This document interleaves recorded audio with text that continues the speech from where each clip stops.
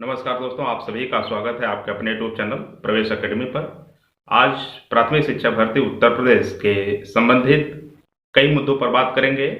उसमें प्रथम मुद्दा ये है कि भर्ती के लिए जो हाई कोर्ट में याचिका दायर की गई है उसका प्रोसेस कहाँ तक पहुँचा है, उसकी अगली सुनवाई कब है। और दूसरी बात इस मुद्दे पर करेंगे कि आप सबको पता है कि नीतीश पांडे और अवनीश शर्मा जी के नेतृत्व में लगभग 35 दिनों से अनवरत धरना चल रहा है।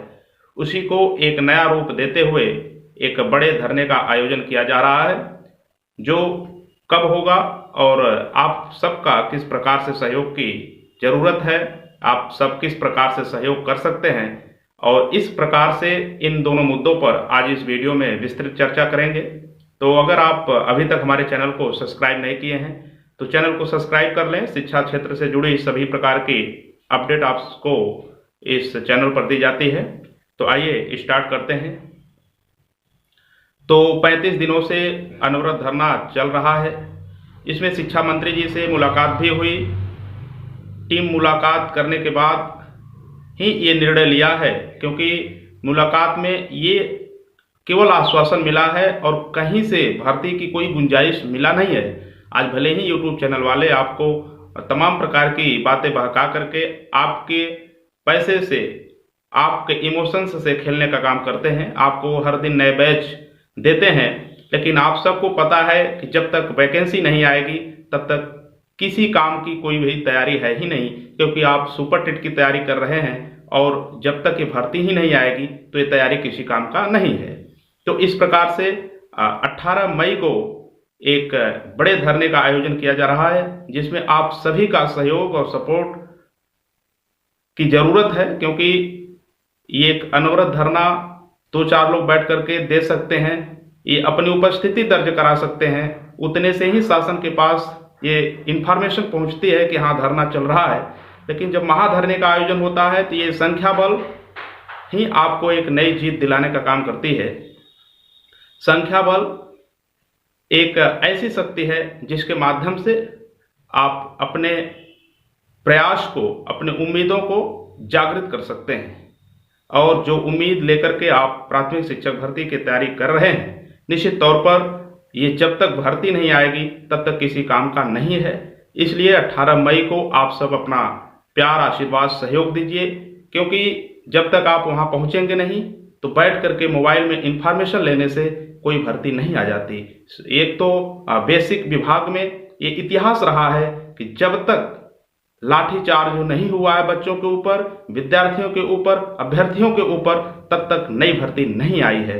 इसीलिए ये आग्रह, ये निवेदन कर रहा हूं, और जितने भी लोग, जितने भी संगठन हैं, सबसे मेरा विनम्र निवेदन है, हर कोचिंग संस्थान वालों से भी, कि अपने बच्चों से ये आप बताइए कि किस प्रकार से अगर आप धरने में उपस्थित नहीं हो पाते हैं तो आपकी न उपस्थिति ही आपके नाकामयाबी का कारण बनेगी, और आपके आने वाले समय में आपके हाथों में सिर्फ यही बेरोजगारी रह जाएगी। आज बिहार में लगभग 3 लाख वैकेंसी आ चुकी है और मई में इसके विस्तृत विवरण जारी कर दिए जाएंगे, इसका नोटिफिकेशन भी आ जाएगा, और आने वाले 2-3 महीनों के अंदर वहां पर एग्जाम करा करके नियुक्ति भी मिल जाएगी।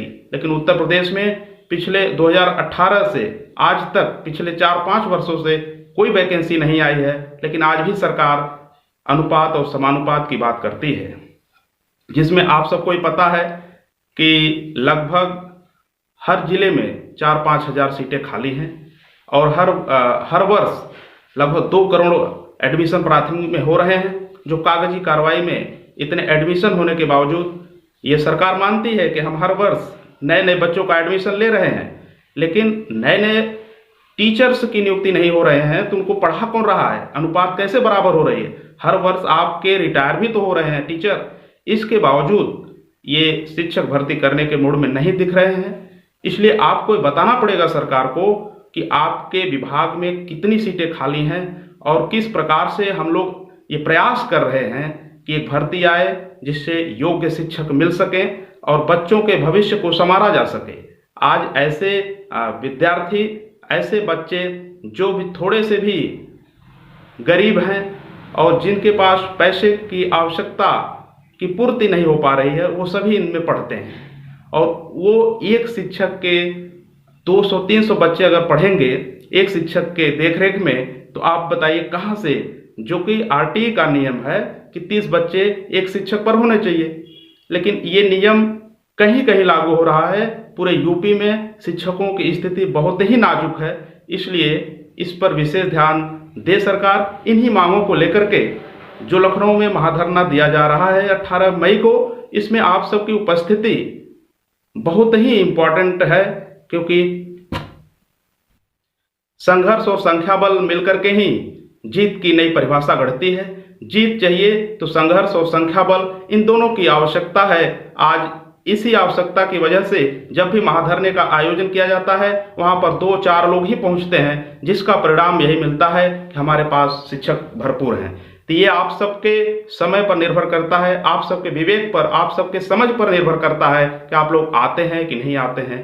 और आने वाले समय में ये जब 2-3 महीने बीत जाएंगे तो यकीन मानिए कि जब ये 2024 के चुनाव में पड़ जाएंगे तो निश्चित तौर पर कोई भर्ती नहीं आएगी। अगर 2024 का चुनाव निकल गया तो 4 से 5 वर्ष और आप झेलेंगे, और तब तक न तो आपकी उम्र रह जाएगी और न तो पढ़ने की समय रह जाएगी आपके पास। तो आप क्या कर पाएंगे, आप ये खुद तय कर लीजिए। अभी तो बीएड बीटीसी का मामला सुप्रीम कोर्ट में चल रहा है, और कोर्ट का फैसला जो भी होगा वो सब मानेंगे। लेकिन आज जो धरने की बात है तो सबसे पहले बीटीसी वाले जा रहे हैं, और बीएड वालों का भी सहयोग मिल रहा है, और मिलना भी चाहिए, क्योंकि बीएड और बीटीसी अभी तक मान्य है और उम्मीद है आगे भी रहेगा। जो भी रहे, जो सुप्रीम कोर्ट के अधीन जब ये मामला गया है तो उसमें किसी भी प्रकार का हस्तक्षेप करना ये सरासर गलत है, अन्याय है। इसलिए सुप्रीम कोर्ट के अधीन जो मामला है उसको चलने दीजिए, वहां से जो भी निर्णय आएगा निश्चित रूप से बीएड और बीटीसी सभी मानेंगे। लेकिन आज जो समय की मांग है भर्ती को लेकर के, इसमें आप सभी की उपस्थिति बहुत ही इंपॉर्टेंट रखती है। इस संख्या बल की उपस्थिति का अंदाजा शायद आपको नहीं होगा, क्योंकि संख्या बल और संघर्ष जब तक नहीं होंगे तब तक उत्तर प्रदेश के बेसिक विभाग में कोई वैकेंसी नहीं भरी जाएगी। ये सरासर सत्य है। और इसके अपेक्षा अगर आप देखेंगे पुलिस विभाग में, तो 2019 के चुनाव के पहले आया था भर्ती, और शिक्षा विभाग में भी 2019 लोकसभा के पहले ही वैकेंसी आई थी। इसलिए सामने आपका लोकसभा का चुनाव है, तो अगर आप थोड़ा सा प्रयास कर देंगे 18 मई वाले महाधरने में, तो हमें लगता है कि एक बड़ी वैकेंसी आपको देखने को मिलेगी, और जरूर मिलेगी।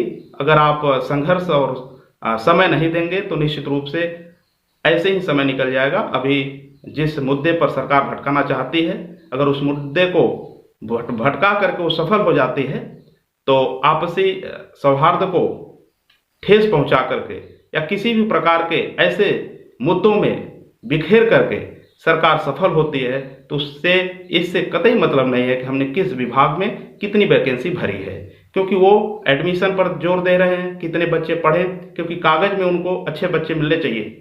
और पढ़ाई हो न हो, टीचर हो न हो, इससे सरकार का कोई बात ही नहीं है। जब शिक्षक ही नहीं रहेंगे तो पढ़ाएंगे क्या।